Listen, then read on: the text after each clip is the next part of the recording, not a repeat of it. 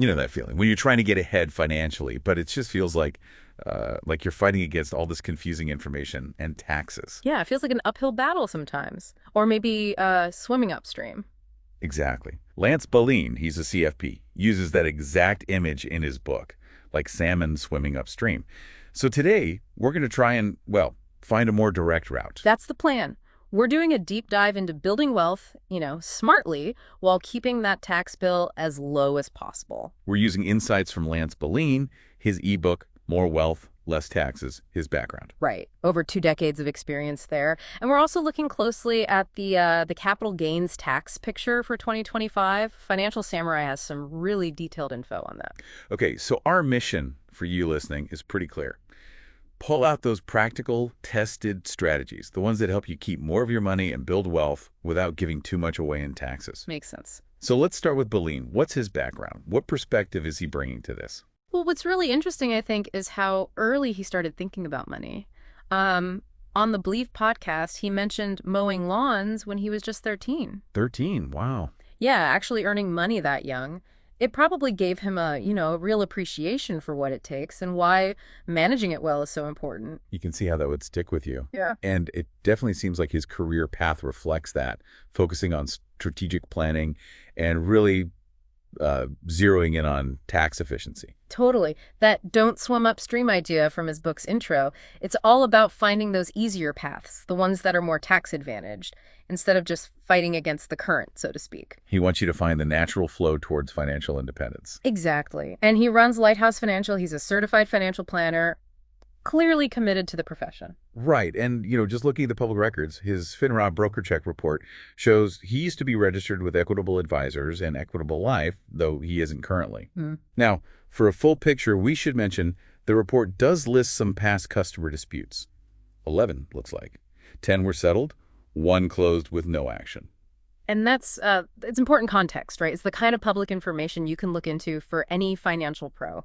The details mention things like advisory fees and REIT purchase fee concerns.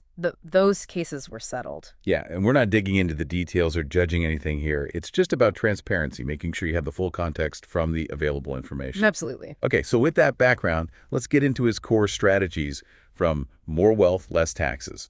What are the big ideas he pushes? A really big one is asset location. It ties right back into that don't swim upstream idea. Wow. It's about being really intentional, putting different kinds of investments into specific types of accounts, pre-tax like a 401k, after-tax brokerage, tax-free like a Roth. So it's not just what you own, but where you own it, for tax reasons. Exactly, like stuff that throws off a lot of taxable interest. Maybe that goes in your tax-deferred 401k. Things with high growth potential you hope will be tax-free someday. Maybe the Roth is better. It's strategic placement. Got it. And he also really hammers home the power of compound interest. I mean, it's fundamental. But his message is start early. Start saving, start investing, and just be patient. Let time do the heavy lifting. That's working with the current. Yeah, time is definitely your friend with investing. Such a powerful force. What else does he highlight? He's big on teaching kids about money early. Oh, interesting. How so? Well, one tactic he mentioned, again on that podcast, was using credit cards for kids, but with super low limits and automatic payments set up. Okay, not just giving them free rein. No, not at all. It's about teaching them how credit works, responsibility, managing it, from a young age. And for business owners, he talks about tax strategies, like maybe putting your kids on the payroll if it fits the business. That can sometimes create tax-free income under the right rules. That's a creative angle for business owners. Combining work lessons and potential tax benefits. Does he offer tools too? Yeah, his website apparently has free stuff, expense worksheets, savings tools, even estate planning guides. And then there's the book itself, More Wealth, Less Taxes, as the main guide. Okay, so Baleen sets the stage, the strategic thinking. Now, let's layer on those 2025 capital gains tax rates. Financial Samurai really breaks this down well. What's the first key distinction? The big one always is short-term versus long-term. Short-term, that's selling something you held a year or less. You pay your regular income tax rate on that gain. Ouch. Yeah. Long-term, though, holding over a year, that's where you get those much lower rates. Okay, so for 2025, single filer, what are those long-term rates looking like? For single folks in 2025, if your taxable income is up to $47,025, that long-term gain is taxed at 0%. Zero. Wow. Okay. Then it jumps to 15% for income between $47,026 and $518,900. And above that, it's 20%. So you see the incentive to hold longer than a year. It's pretty clear. Definitely. And for married couples filing jointly, it's a similar setup, just bigger numbers. That's right. For married filing jointly, that 0% rate goes up to $94,050 of taxable income. The 15% bracket covers income from $94,051 all the way up to $583,750. And then 20% kicks in above that. Okay. Now, Financial Samurai talks about these most tax-efficient passive income zones. What's special about those income ranges? Yeah, that's a neat way to look at it. It's where the gap between your ordinary income tax rate and that lower long-term capital gains rate is biggest. Ah, the spread. Exactly. So, like, if you're in the 35% federal income tax bracket, your long-term gains might only be taxed at 15%. That's a 20 percentage point difference. That's huge. Where do those sweet spots fall? For single filers, Financial Samurai points to roughly $243,728 up to $609,350 in taxable income. For married couples, it's about $487,451 up to $731,200. If your income's in that range, long-term gains or qualified dividends are really tax advantaged compared to earning more regular income. Okay, so focusing on those types of income streams in those brackets pays off tax-wise. Yeah. And qualified dividends, they get the same low rates. They do, yes. Same preferential rates as long-term capital gains.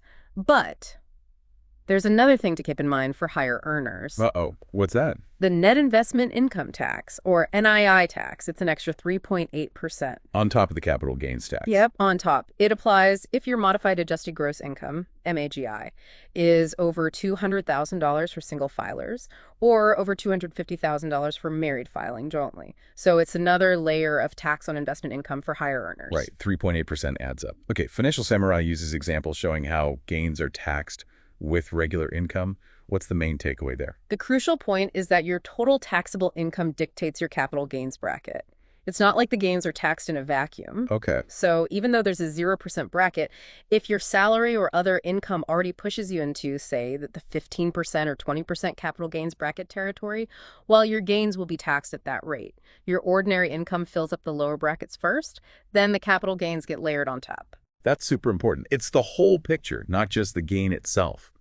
So pulling this all together, Billeen's philosophy, the tax rules, what are the practical strategies to minimize these taxes? Well, number one, aligning perfectly with don't swim upstream, is hold assets for more than a year. That gets you the lower long-term rates. Simple, but powerful. The foundation. Absolutely. Then there's maximizing your tax-advantaged accounts, 401ks, IRAs, Roths. That's core Billeen strategy, core tax planning. Defer or eliminate the tax altogether.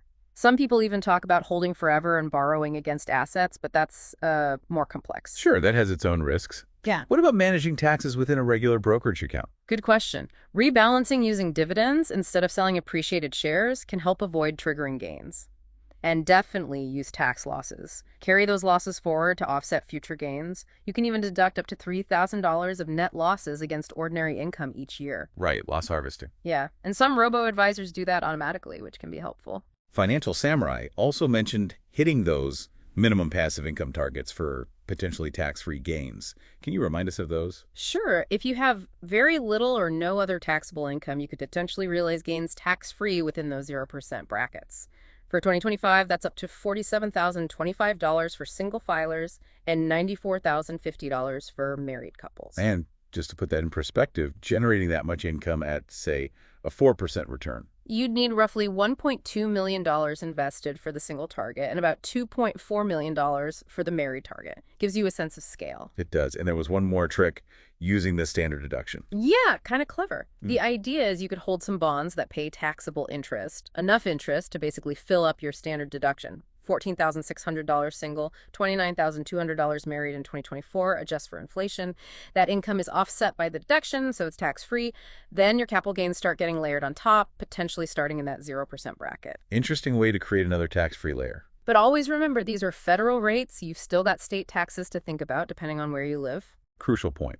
Okay, so wrapping this up, it really feels like the winning combo is that proactive planning. Billeen talks about asset location, long-term view, plus a really solid understanding of these specific capital gains rules from sources like Financial Samurai. Exactly. You combine the strategy, Belling's don't swim upstream, with the tactics, knowing the tax rates and rules, and that empowers you to build wealth much more efficiently, keeping more of what you earned. So the question for you listening is maybe to reflect, where might you be swimming upstream without realizing it?